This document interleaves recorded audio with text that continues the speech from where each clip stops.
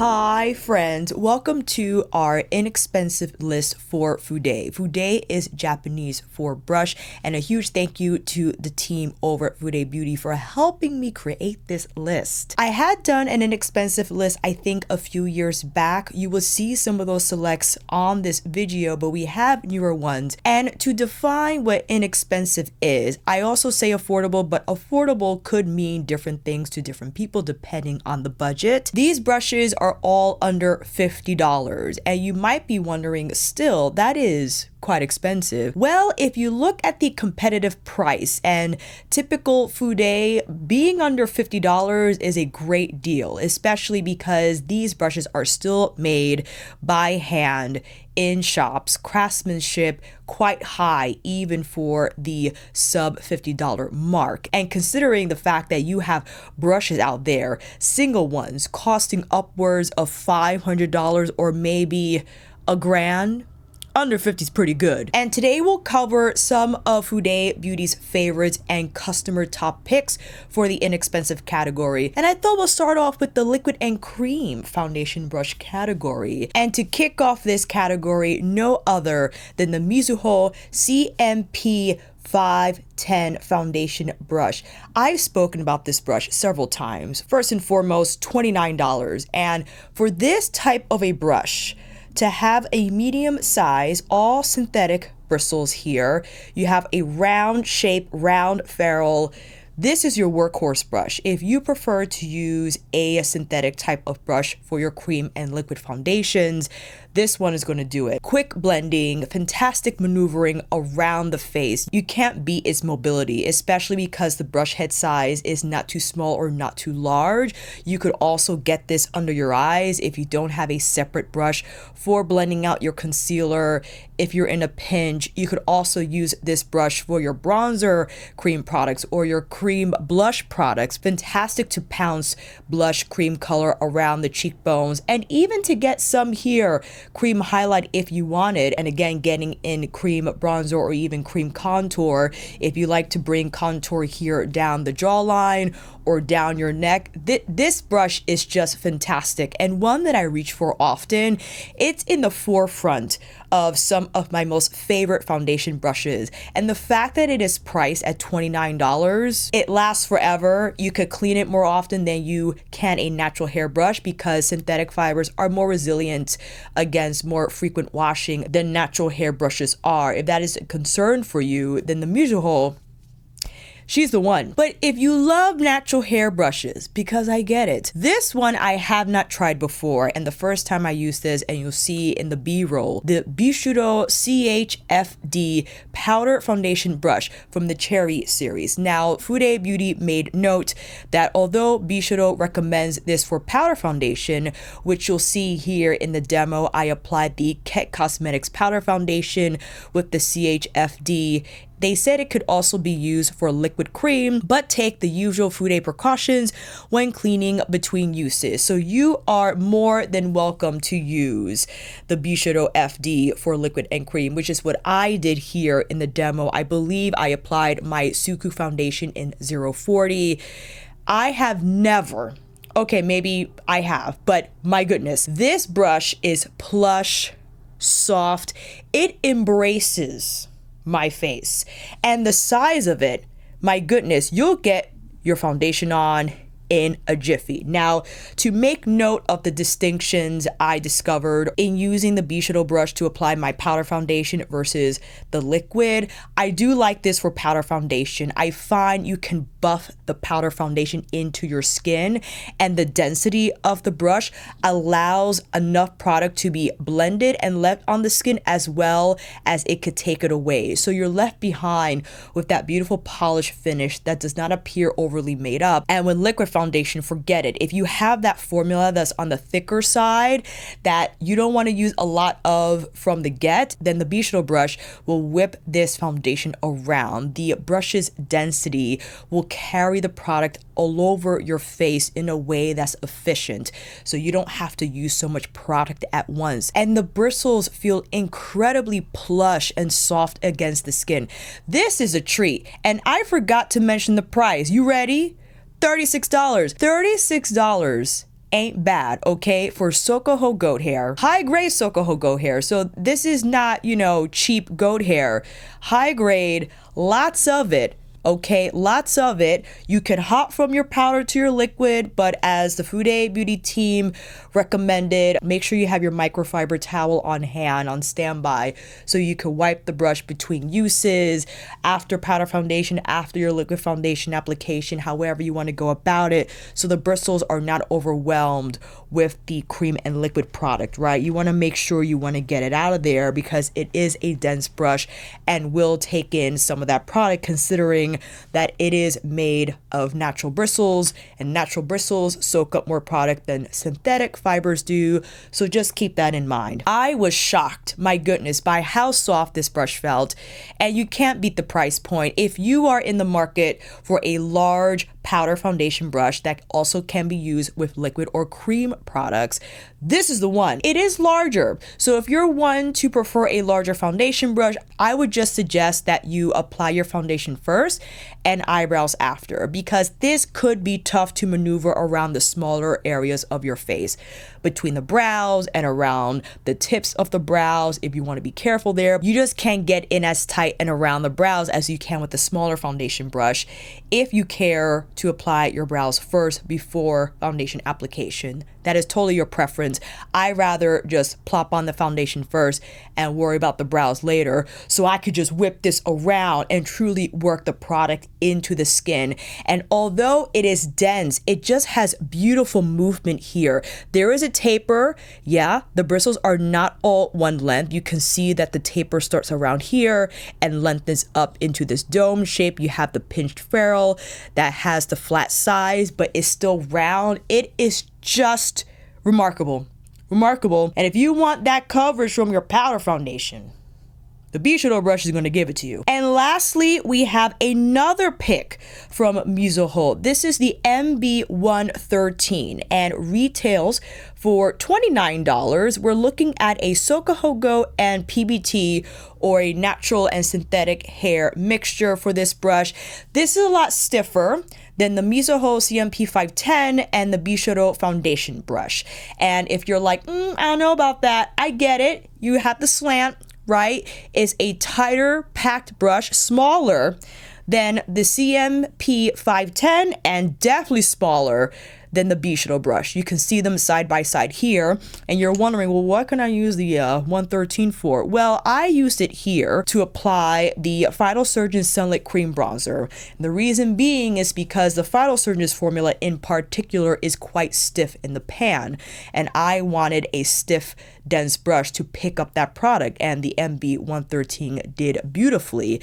I also used this to apply the Tom Ford stick. I believe I applied tawny, and the reason why I insisted on using the MB113 because of its stiffer quality, it's going to move the Tom Ford stick formula around my face well. You could argue that I could just swipe the Tom Ford on and then go in with my Bisyodo, but I understand if your preference for foundation brushes is for them to be smaller, because that you will get definitely better maneuvering. I also use the MB113 to blend out my concealer. Now, not ideal, because although small, it's not small enough for my liking, for my preference for concealer brushes, and you will detect a little bit of that stiffness, 100%. This is a brush I would not go in pounce-wise, because you will definitely feel the ends of the bristles more so than you would feel. You don't feel any prickliness here at all from the CMP510. You will feel prickliness from the MB113. You feel a little prickliness from the Bisyodo brush, but not as much.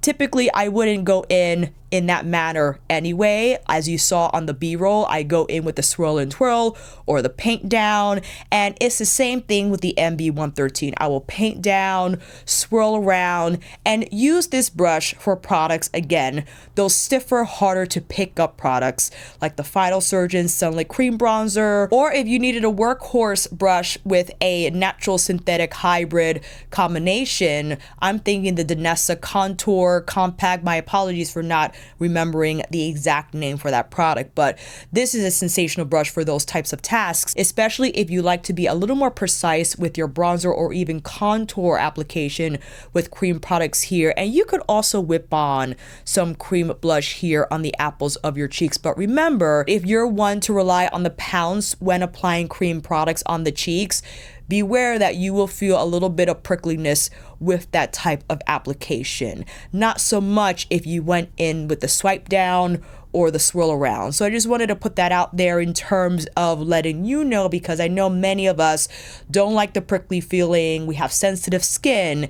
Depending on your application technique will largely determine how the brush feels on your skin. And the softer synthetic fibers from the Mizuho CMP510 might be a better choice for you if you do like to pounce on your cream and liquid products in that way. So those are the 3 picks for the cream and liquid foundation category. Again, these prices: $29 for the CMP510 from Mizuho, $36 for the Mizuho MB113, and $36 for the Bisyodo CH-FD. We're doing good so far. Now that we have all the foundation on, it's time for powder. This is an exciting category to cover for the inexpensive list, because powder brushes generally made in Japan are expensive. They are one of the more luxurious feeling types of brushes because they are large, and if we're thinking gray squirrel or silver fox, my goodness, you know, when you've used a powder brush made with gray squirrel, just as an example, the way the brush embraces your face, it just envelops your entire complexion, and the way it lays down product is immaculate. We've gone over this. I have a powder brush video looking at my favorite powder brushes from my entire Fude collection. You want to check that out? Link above and down below. But let's start off with this brush, the Bisyodo CH-P3, also from the Cherry series.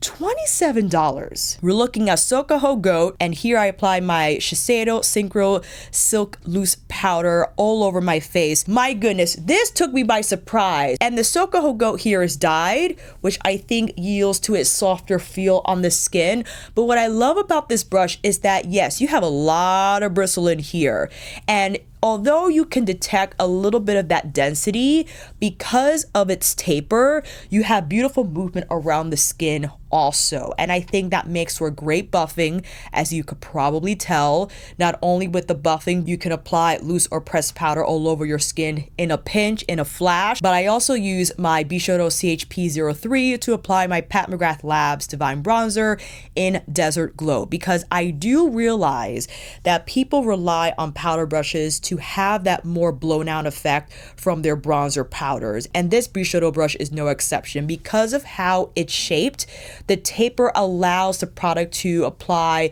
in the hollows of your cheeks, but once you bring it around, it'll blur the edges and stay here on that region of your face. It won't go too low, because bronzer too close to the jawline can look a little muddy and beardy. We know that. It'll keep the product where it needs to stay, and of course you could pull it across your forehead as much as you need.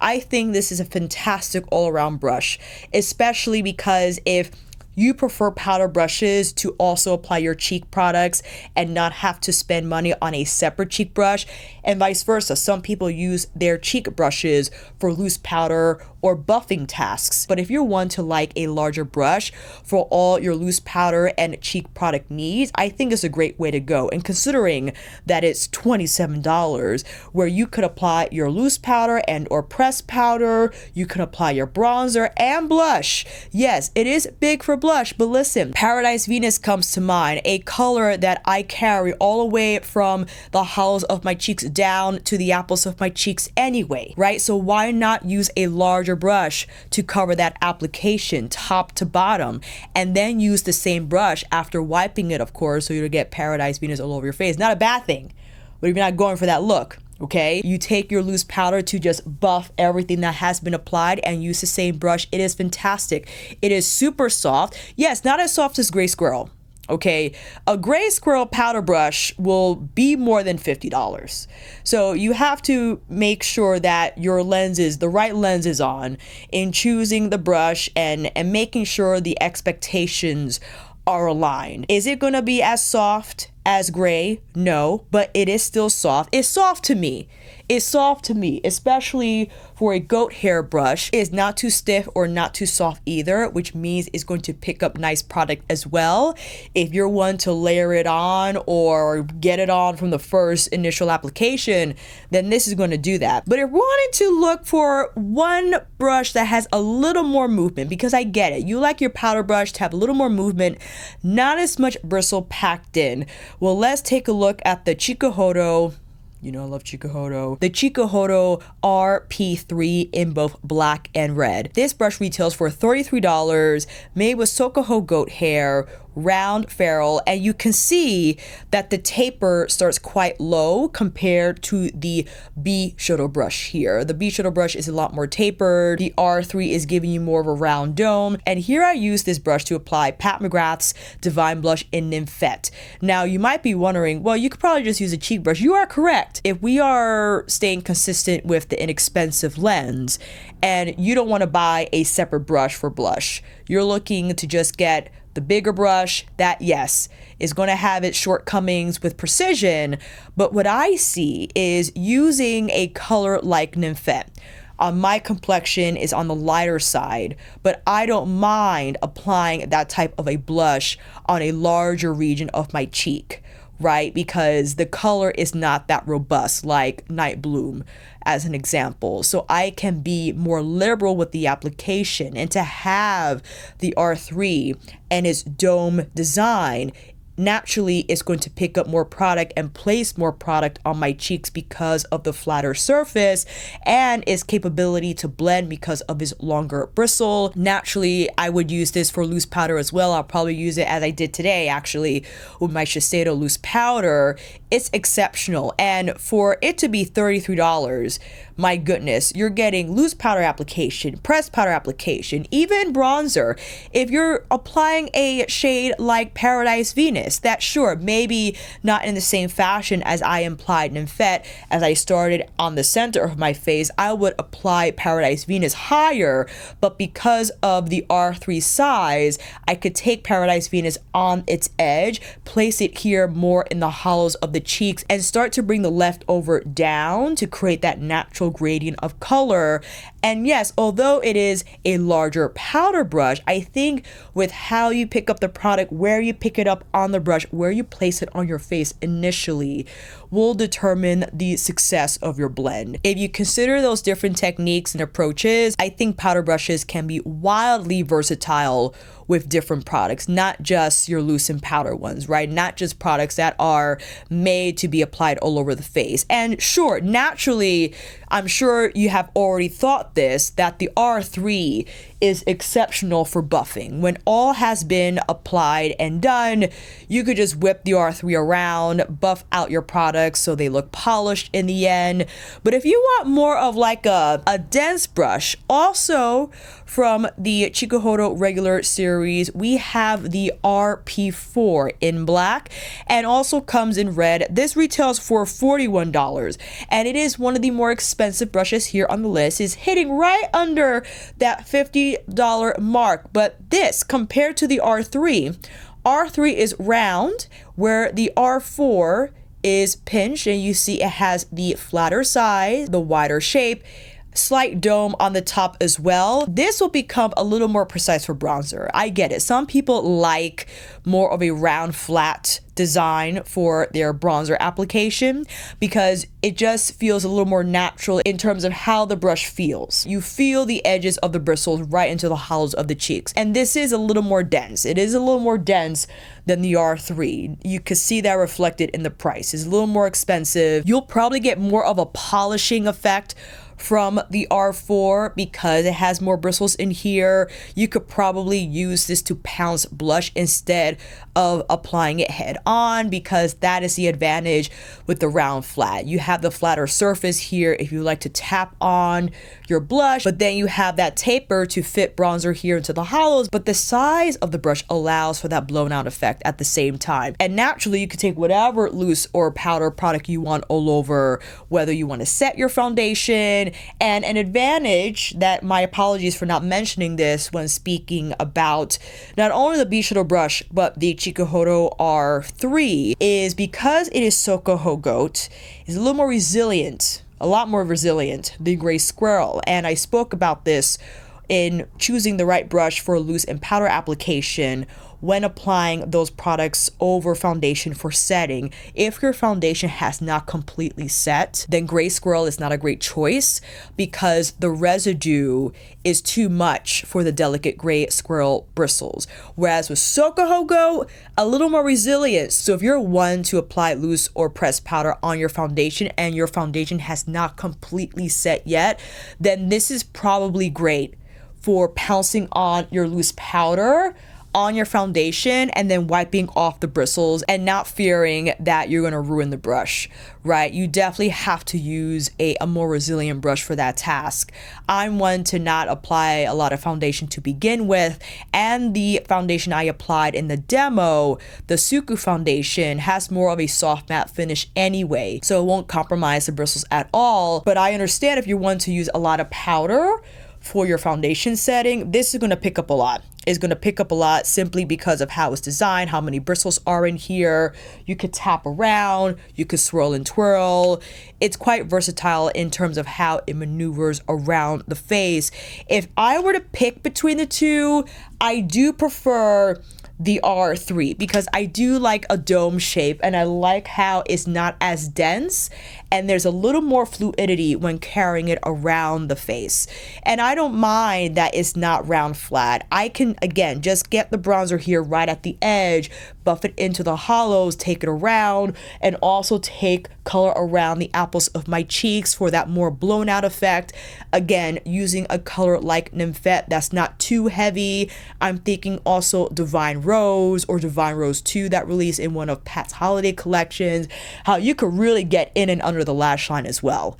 You know, like we're talking bouquet effect with the blush, with the R3. There you go. Now we're into the cheek brush category. This is a great one. I know I said the powder category is fantastic, but what I adore about cheek brushes is the fact that you can use cheek brushes for loose powder tasks, depending on the size of your face. And let's kick off this list with the Mizuho CMP505 cheek brush for $26. This is made with Hakutosu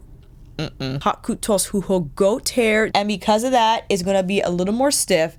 Just so you know, for this demo, I use the Hourglass Hour palette on purpose because the stiffer brush, I think, ideal for those formulas like what's found in the Hourglass that you can layer and layer and layer to help build the color or to get more pickup from the initial application. This is what the Mizuho CMP505 will do. Now, I understand that everyone wants a stiffer feeling brush. I get that. You want it to feel silky soft, but there is a place, I think, for a brush that has a little more stiffness and a little more feedback to it. You're gonna get more product pickup and you'll also get a tremendous blend on the skin simply because it's going to move that product around and leave it polished behind.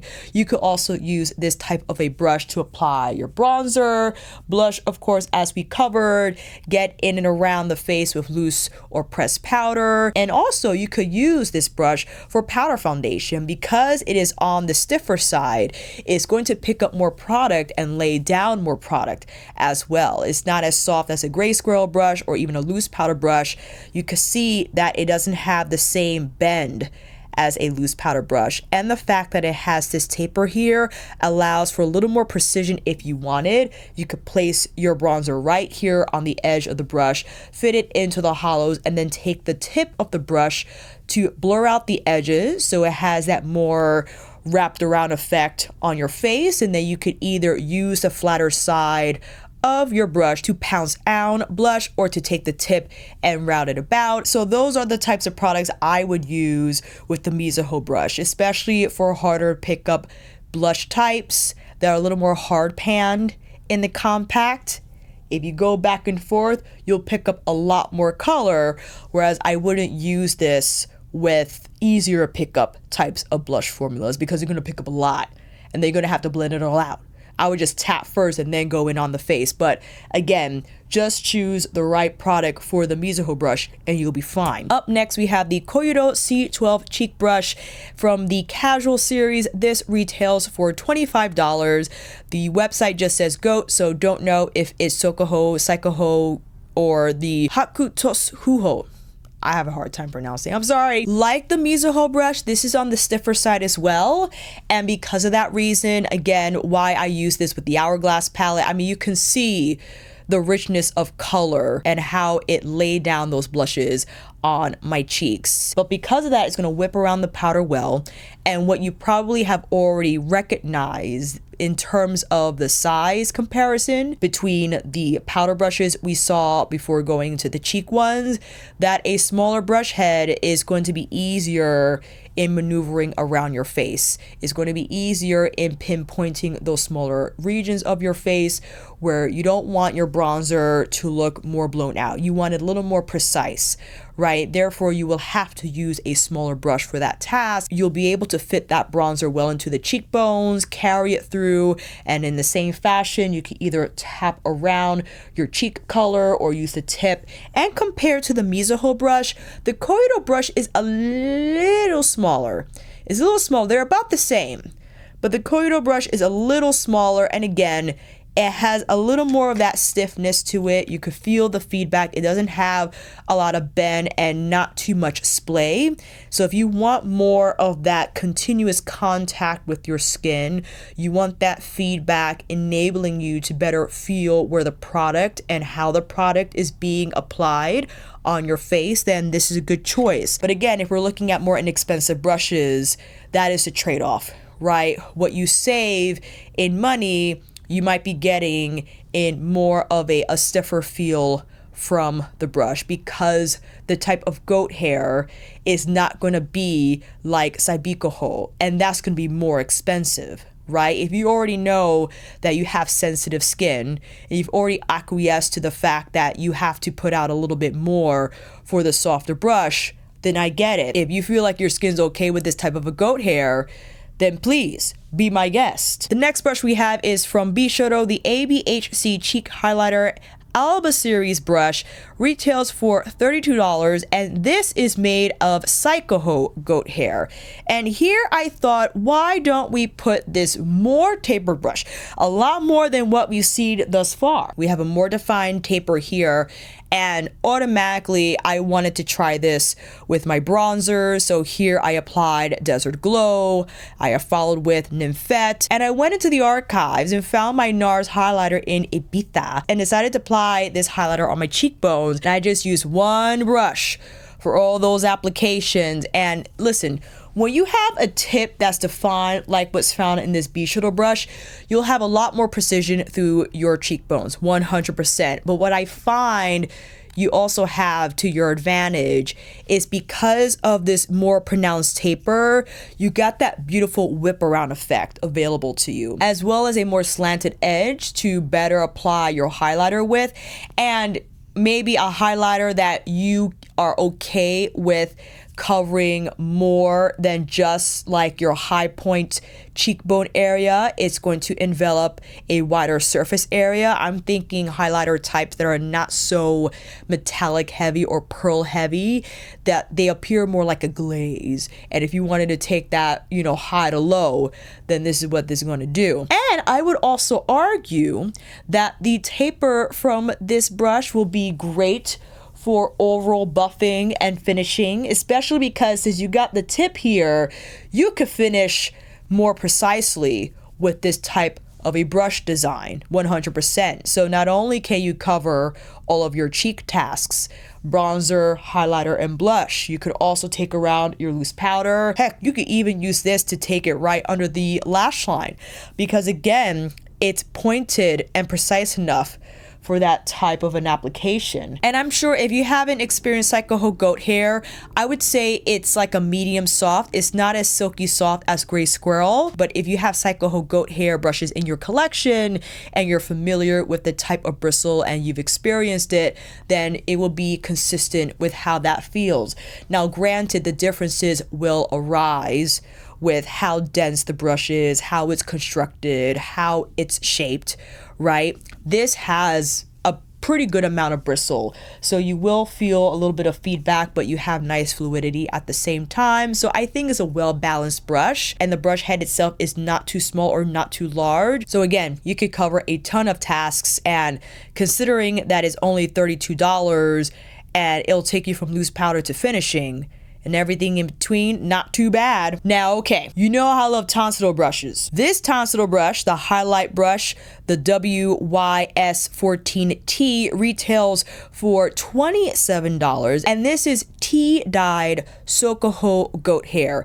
Now, you're looking at the size of this brush, all right? And let me compare it to the brushes I have already presented from the cheek category. I get it. You're like, what am I gonna do with this little Tanseido brush? The construction of this brush is brilliant because of how it splays. And the reason why it's goated, all right, all puns intended, is because when it comes in contact with the skin, although it has precision on the initial application, because of how the brush splays based on the slant design here, you could get a beautiful blend effect from the, oh gosh, the YWS14T. And to display that, I went in the Hourglass palette again. My goodness, I think this brush and the Hourglass powders are a match made in heaven, because the Hourglass powders are soft to begin with and easy to blend. So this Tanseido brush easily carried this powder across my skin, just in an effortless way. And again, because maybe I wanted a little more color from my Hourglass powders, because it is a smaller brush, it's going to place the color in a more concentrated fashion. But because of the movement here, I could whip around the color so it can spread a little bit more, take that bronzer down, blur out the edges so it has more of a blown out effect, but it still look a little more precise than if I would have went in with the Chikuhodo RR-P3 or I went in with a Bisyodo brush, you know what I'm saying? And the blush, my goodness, this, I just love this. You're gonna have to work a little bit more, 100%. If I had the Mizuho brush, then yes, naturally, my blush application will be faster because it's a bigger brush. I could pounce or I could whip around, but it is a delight to use my Tanseido brush in whipping around the blush in this manner. Because of the flat side from the slant, I was successful in evenly applying my blush shades. And these are on the coral side, all right? They're a little vibrant. And using this smaller brush, you're like thinking, whoa, that's a risk you're taking, young lady. I know. But the brush's capability to move product across the skin, despite the actual brush head size, is magnificent. And I've mentioned this before in my previously filmed Tanseido brush videos, where I adore this type of brush for highlighting. Because look, the way it applies highlight, my goodness, you get the flat side of the brush, and it just lays it right there where you need it. And then you could take it around and further buff that application so it can appear smoother. You know what I'm saying? I absolutely love it. It's so great. One of my favorite brushes just in the cheek category. And yes, I know it is different from what you've already seen. The smaller brush size might have you wonder, but you saw how this can be successful in bronzer application, highlighter application, and blush application, and under the lash line. It's just right there. You just gently apply that loose powder where you need it, okay? You could whip down around the nose. You could use the edge of this brush to get bronzer or contour down the I've said enough. You get it? It's a winner. And now we've entered our eye brush category. Yes, new day, new hair. Yesterday was wash day. And before we roll into this, I wanted to make note of the importance of knowing your own preferences and eye sensitivities. People with sensitive eye skin or just overall eye regions don't mind spending a little bit more on their eye brushes that are made with gray squirrel, maybe Kolinsky, silver fox hair, and other bristle types that are significantly softer than goat bristle types. And what you probably have already assumed by now is that these more inexpensive Fude eye brushes will primarily be made with horsehair, goat hair, and some weasel. If you've already experienced these types of brushes and you know your eye type and eye sensitivity, you could probably skip over this portion, but maybe you know someone with resilient eyelid skin that could take a little bit. They don't mind the brush being a little more stiffer than Gray Squirrel or whatnot, and they're in the market for Fude eye brushes. They haven't tried them before, but maybe you stick around. Maybe there is something in here that you might like. Kicking off our eyeshadow brush list, we have Bisyodo from the Cherry series, the CH-ES-02 eyeshadow brush. It retails for $9, made of horsehair, and yes, this is going to be a lot stiffer than your typical goat hair brush, or definitely stiffer than your Gray Squirrel eye brush, but the shape of this medium size shader allows for great pickup, as you saw from the Pat McGrath quad in Passion Fleur. Fantastic for all over the lid application, especially with those textures that have a little more body to them, like you see in that Pat Metallic from the Passion Fleur quad. And I also like the brush's size, so you're able to place a lot of color on your lid, but you're able to use the tip of the brush to gently blend color through your crease and also apply color under your lash line. Now, this is a little stiffer than some goat hair brushes, eye brushes that I do have. Just keep that in mind, right? This is going to be, all puns intended, a workhorse type of a brush in terms of the pickup, the lay down, and the blending, right? But if you wanted something more soft, then perhaps the next one up. These are from Chikuhodo. We have 3 in all. We'll start off with the RS1 that retails for $13. These are also made with horsehair, but they feel a lot softer. And with the RS1, a lot bigger. And I do like these types of brushes, the bigger eye brushes that do cover the lid space in one go.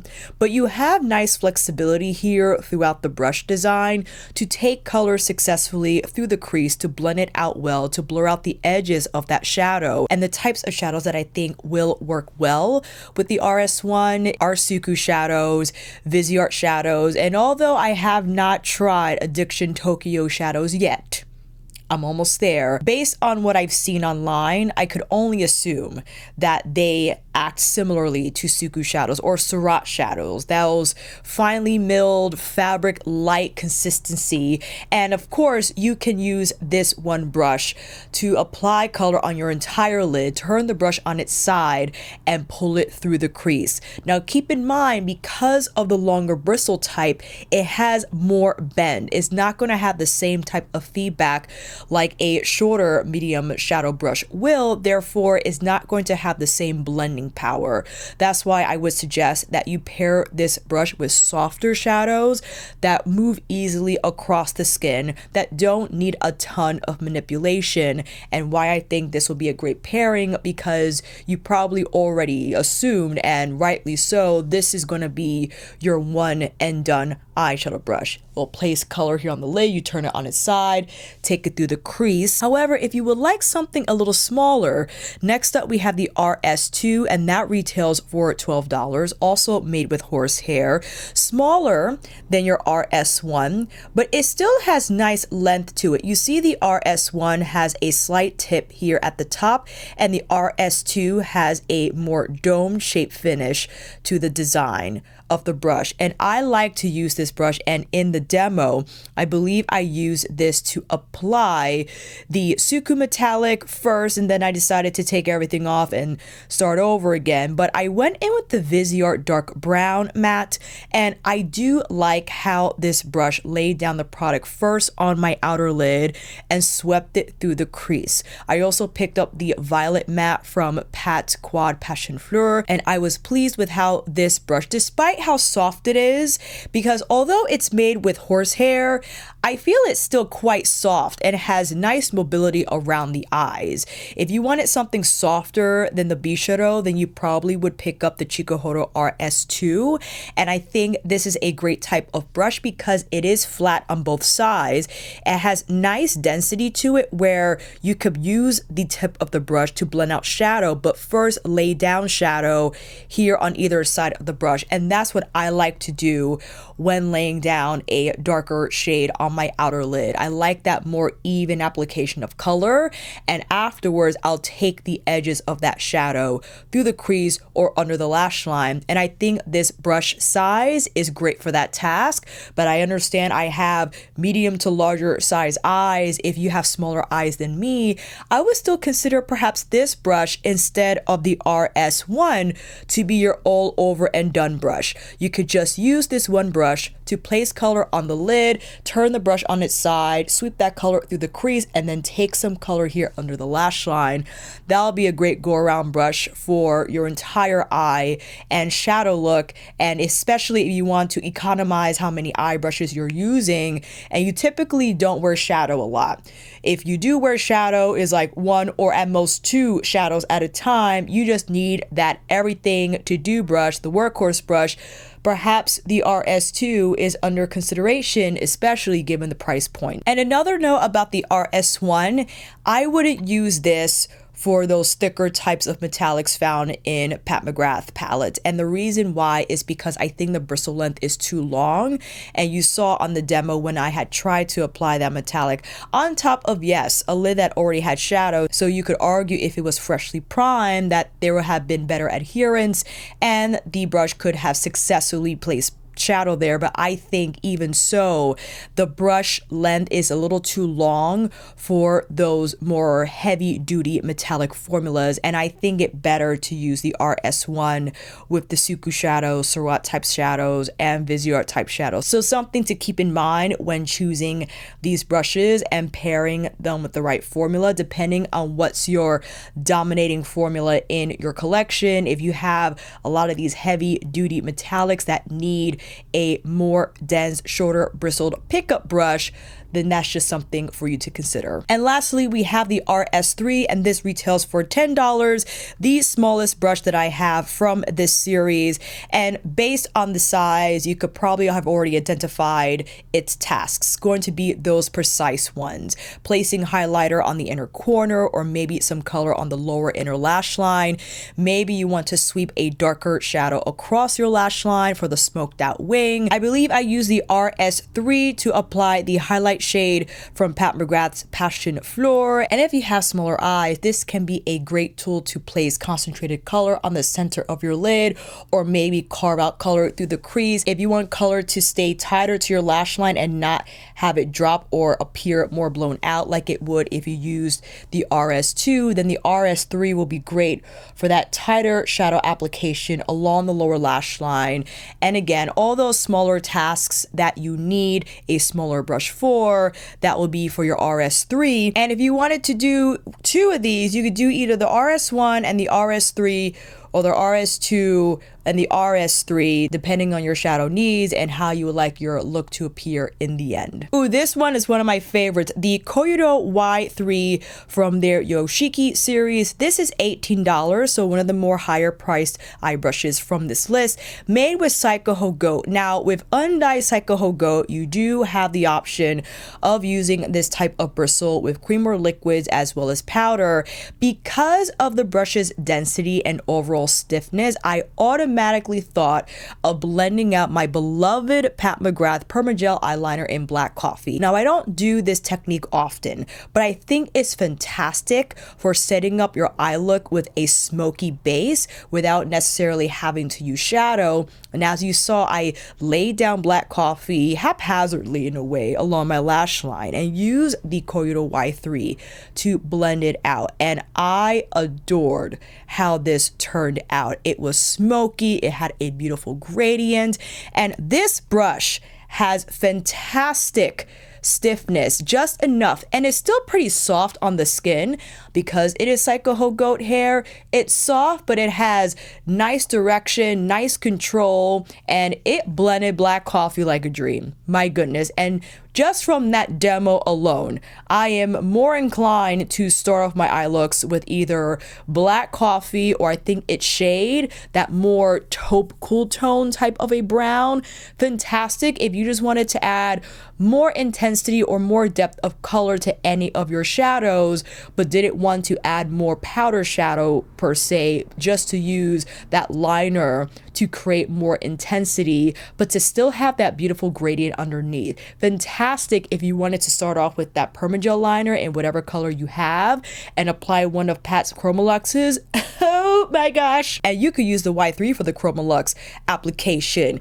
It's not too large, but not too small, where you could whip color on the lid quickly, get it done, get it blended. My goodness, this is now a go-to eyeshadow brush for me. And other tasks to take into consideration: you can sweep color here under the lash line, and maybe you don't want to necessarily cover your lid, outer lid, like I did with my eyeliner. Maybe you just want a more chunky type of a winged out blend. You most certainly can use Y3 to blend out your liner. Like if you have one of those chunkier shadow sticks, like the Laura Mercier shadow stick that I don't have, but I do have the Bobbi Brown shadow sticks, where you can use this type of a brush. It is phenomenal for that task. You just whip that formula across your lid through the crease and it is blended. You probably already seen that I use the Y3 to blend out my concealer, to also apply concealer and blend it on my lid. Fantastic if you don't use a lot of concealer under the eyes. You just need that pinpoint application, a little bit, to provide a little coverage on the lower inner corner for your under eye. This is great. You just tap that product and it blends it quickly and you don't need a ton. Fantastic all around brush. Out of all the eye brushes from this list, the Koyudo Y3 most definitely is the most multitasking in terms of covering some coverage needs for your complexion, more precise covering needs, and then for your eyes, forget it. Your liner, your cream types of eyeshadow formulas, and sure, your powders. You can tap some powder here and take it through the crease. Now, understand, because of how the brush is constructed, it's not going to have the same type of movement than what you've seen from the Chikuhodo RS series, right? So just keep that in mind. But man, if you like to use shadow sticks, chunky liners, or like to blend out your liner, this is the one. Next up from Chikuhodo, the T12 eyeshadow brush from the Takumi series, also made with Chikuhodo goat hair, and this one retails for $17. I already own the T12, and one of my best shadow liner brushes. It is a bit wider, but I adore this type of brush, of course, to apply shadow along my lash line for that wing look, and I also used it to apply a spotlight effect from Natasha Denona's Mini My Dream on the center of the lid. So much like the tasks I described, you can use with, or use for rather, the Chikuhodo RS3 in a similar fashion, but I would argue that the T12 has a shorter bristle length than the RS3. So this is going to be a little more precise in terms of not only applying shadow on your lash line if you want to create that wing look, but also blending out a pencil along the lash line if you wanted to sketch it out, because it's going to carry the color a little more securely than I think the RS3, because the RS3 longer bristle will just have more bend naturally and not so much from the T12. So that tighter bristle short length is then, I think, going to be a little more precise when blending out your eyeliner if you wanted to take that route. And of course, you could use T12 for inner corner highlight, tighter shadow application here under the lash line. And you could also, just a little bit, some concealer here on the back of your hand or from a palette, and carve out under the brow if you wanted a cleaner line and just clean that up. Again, it's undyed Chikuhodo goat hair. You can use this with creams and liquids, albeit not dousing it in those types of formulas, but being diligent with applying just enough makeup for that task. And you have that precision under the brows, but you also have all these shadow tasks that need that small brush for. Okay, and lastly from Chikuhodo, we have the G5 shadow liner brush from the G series. This retails for $19, and it is slightly above the inexpensive threshold for eyeshadow brushes because it is made with weasel hair, and weasel is quite versatile. You could use it with powders, you could use it with liquids and creams, and this is a tiny brush. Is a tiny brush and is on the stiffer side. Now, personally, Personally, I think the G5 is a little too stiff to blend out my liner with. However, I think it an ideal tool to not only apply but blend out any type of pot liner because it is weasel and compatible with that type of texture. And the stiffer brush, I think, makes for better precision and application when it comes to that type of formula. My apologies for not using a pot liner in the demo. I just didn't think of it at the time. I automatically thought, oh, blend out my liner, but I soon discovered that I think this perhaps more ideal with the creamier types of formula that you use to create the wings with. Despite that, however, I think a cleanup along the lash line, especially if you're using concealer to create more graphic designs on your lid, and of course it's going to be fine for shadow, but again, it is stiff, so it's not going to have the same fluidity as you find in these brushes. Just keep that in mind. This is more of a precise tool for those types of tasks, and again, because of the weasel bristle type, it's going to be more expensive. But again, if you don't use those types of products, if you don't use pot liners, if you don't even do liner to begin with, you just are shadow all the way, then this is a brush that's not going to find itself in your collection because you simply don't have a need for it. Next up, we have the Mizuho CMP523 eyeshadow brush